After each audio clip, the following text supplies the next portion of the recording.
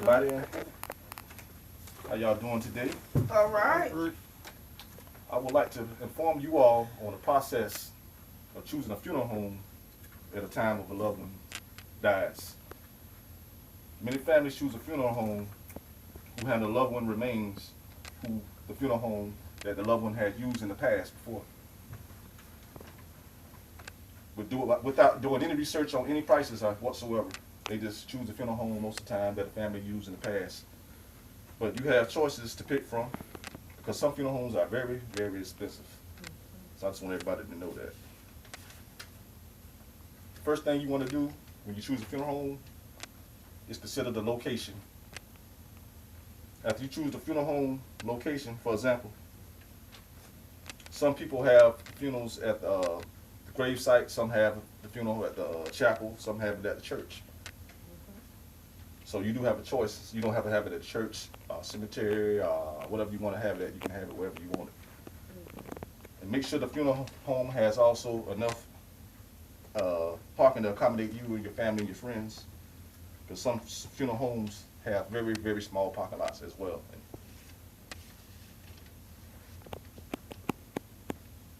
Another thing you want to do when you do choose a funeral home before you sign any kind of papers with them, you want to make sure that the products and the services they offer is affordable, that fits you all in your budget that you can afford. Make sure you tell the funeral home the price range that you wanted to spend on a funeral price. According to funeralhomedirectory.com, it is best to get your quotes in a writing and then compare quotes that fit your budget. Funeral homes offer transportation to and from services, but they do charge for this. According to costhelper.com, a standard limousine costs around $65 to $100 an hour. And most of the time, a funeral might last 3 to 4 hours, I want to say. So you don't really have to get a limousine if you have a car or transportation. You know, you can provide the transportation yourself, but that's optional. If you have the money to do it, that's good. I just want to try to keep the cost down as low as possible when you do plan. You know what I'm saying? It's that time to bury a loved one or something like that. Some families also buy flowers when they bury their loved ones. This is another thing you don't have to have. This is optional also. You know, flowers can be very expensive. I want to say they start off around about $60 to $100 just for a little simple piece of flower. And I done seen some people spend thousands and thousands of dollars on flowers. And when they bring them to the cemetery, guess what we do with them? After a couple of days, we throw them away. So they're just a waste of money, you know. But you want to get 1 or 2 flowers, I say that's, you know what I'm saying, simple enough. Just don't overdo it if you want to keep your price down when you're doing planning the funeral or whatever. Another thing you want to do when choosing a funeral home, you know, when you do choose a funeral home, you ask the funeral director to make sure he fill out all the important paperwork that's involved during the time of loved ones pass. For example, most people have to fill out at the time of the death is state vital records forms, and it's very important that the funeral home fill everything out, like Social Security forms and all that, to cancel the Social Security number, cancel the mail, you know, to the house and everything like that. Most funeral directors help you with that process to make it simple. And after you do all that, you want to gather information for the obituary. And I think I don't want to say, I heard that it's cost also sometimes to print a lot of words in the obituary can cost. So you want to keep it real simple, you know what I mean? You can save you money too by just keeping it simple when you do make obituary or whatever.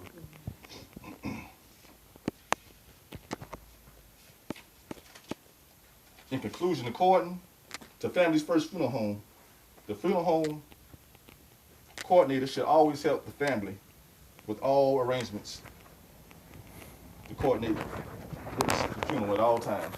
They even call the cemetery and coordinate with them to set everything up as far as the burial and the time and the price.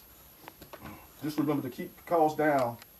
You do not have to order all the expensive flowers and all the limousines, and your family do not have to waste a lot of money when it's time for that time comes.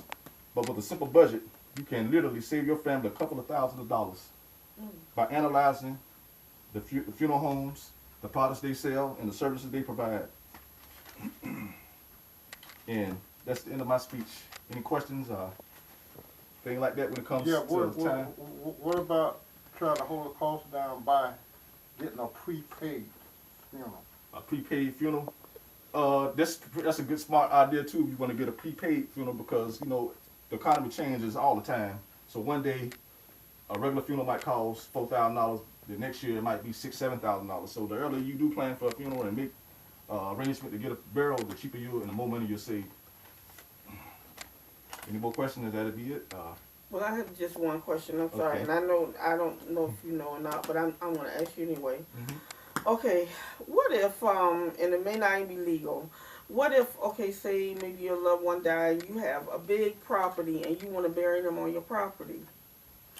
Most of the times, to get a cemetery Can't do that. in the state of Georgia, I know you got to get it regulated and everything, and I think you got to go like approval. Like if you buy a neighborhood, residential neighborhood, you got to get approval from like all the residents that's within the neighborhood. So they got to sign off on it saying it's okay to have a cemetery in the neighborhood. So it's I mean, kind not of so much a regulated. cemetery, but just you want to bury Yes, your. they consider it as a Or cemetery they would still consider it as a Yes, cemetery. state of Georgia. So yeah, you would have to probably get like papers and regulations from the state, fill out some kind of papers and whatever, and they got to get approved by the neighborhood that is in the land and whatever. But it's very difficult now. I heard to open cemetery. To do that. Yes. Oh well. Well, I appreciate everybody for listening Okay. to my speech, and everybody have a good day. Thank you. All right. Thank you.